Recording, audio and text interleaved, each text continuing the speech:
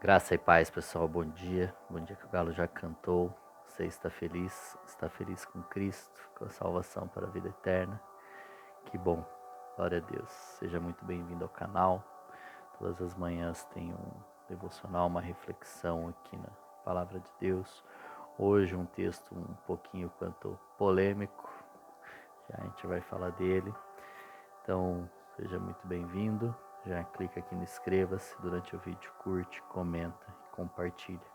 Essas atitudes ajudam muito o YouTube a dar mais relevância ao vídeo e ajudar o canal a crescer e a palavra chegar a mais pessoas. Amém? Então, semana começando, semana útil, né? Semana já começou ontem. Vamos aproveitar, consagre ao Senhor tudo aquilo que você for fazer durante a semana. Amém? Seguindo aqui, a ordem, Gênesis capítulo 6, versículo 1 até o 8. Quando os homens começaram a multiplicar-se na terra e lhes nasceram filhas, os filhos de Deus viram que as filhas dos homens eram bonitas e escolheram para si aquelas que lhe agradaram. Então disse o Senhor: por causa da perversidade do homem, meu espírito não contentará com ele para sempre, e ele só viverá 120 anos. Naqueles dias havia nefilins na terra, e também posteriormente, quando os filhos de Deus possuíram as filhas dos homens, e elas lhes deram filhos. Eles foram os heróis do passado, homens famosos.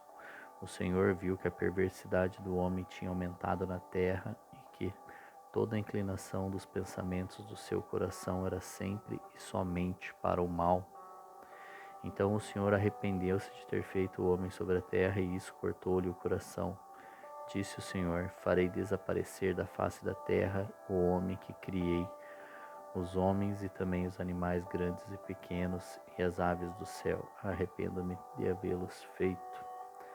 A Noé, porém, o Senhor mostrou benevolência. Amém. Então, aqui o Senhor está muito sentido com a corrupção, a maldade a maldade que a humanidade chegou a um ponto extremamente infeliz, né? A maldade. E a parte polêmica aqui é a questão dos nefilins da terra, que falando também dos filhos, na terra nasceram filhas, os filhos de Deus viram que as filhas dos homens eram bonitas. Aqui alguma pequena parte, digamos assim, dos teólogos e os leitores que vão menos a fundo, digamos assim, ou melhor, uma pequena parte acredita que aqui sejam os anjos caídos, os filhos de Deus, e por isso que dá vida aos nefilins ali. Nefilins eram gigantes, homens fortes, homens. Já vou chegar lá nos nefilins. Então, aqui alguns acreditam que esses filhos de Deus aqui são os anjos caídos mesmo. Porém, a grande maioria dos teólogos, a parte por onde eu acredito, eu vou citar quando eu fui estudar esse texto, essa parte, fui em algumas referências, né?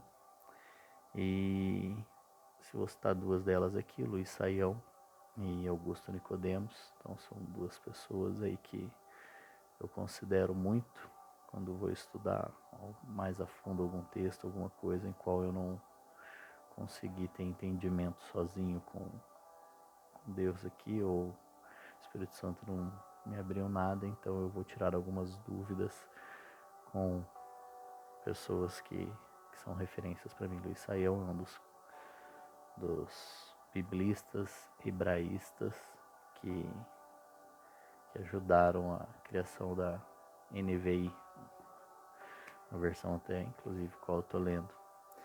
Então se o cara manja muito de hebraico, então todas essas dúvidas aqui é uma grande opção para aprendizado.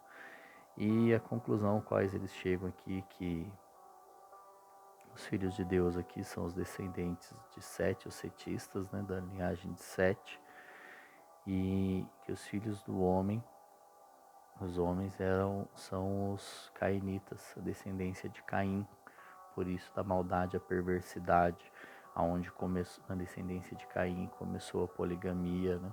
Foi através de Lameque que começou a poligamia, e eles vieram e se misturaram com os filhos de Deus, a linhagem de Sete. Você vai pegar a linhagem de Sete, como nós lemos aqui ontem, que Enoque era um profeta, como Noé é um pregador, e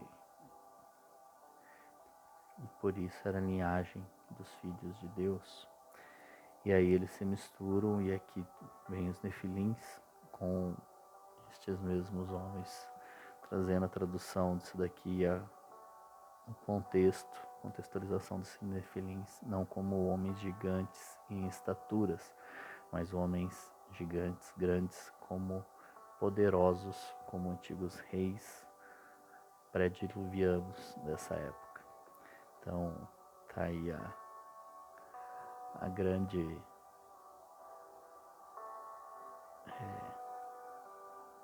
como eu coloquei, texto que gera dúvidas, né? Muitas dúvidas. Então, essa é a parte da qual eu acredito, a teologia da qual eu sigo, inclusive Calvino e Armínio, acho que Armínio também, não, Lutero e Calvino seguem por essa teoria também, por essa ideia de que são a os cainitas e os setistas, né, descendência de Sete e de Caim, que estão sendo falados aqui, né, o nascimento de Sete, como nós falamos, ele não é o numeral 7, é o nome, né, 7, por isso que tem muito nomes com o nome de Sete, né, não muito no Brasil, mas fora do Brasil tem, e tem as suas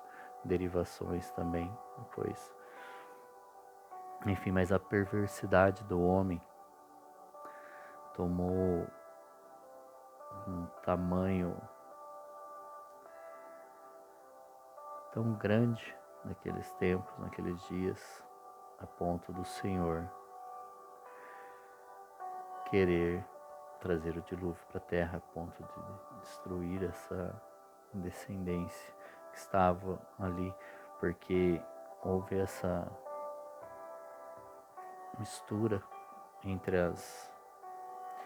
os cainitas e os setistas que não foram boas, e ao invés dos setistas, né, influenciarem mais os cainistas, estavam se tornando o contrário. Os cainistas estavam dominando, a maldade deles estava superando a benevolência da descendência de Sete, talvez porque fossem mais numerosos naquele tempo, que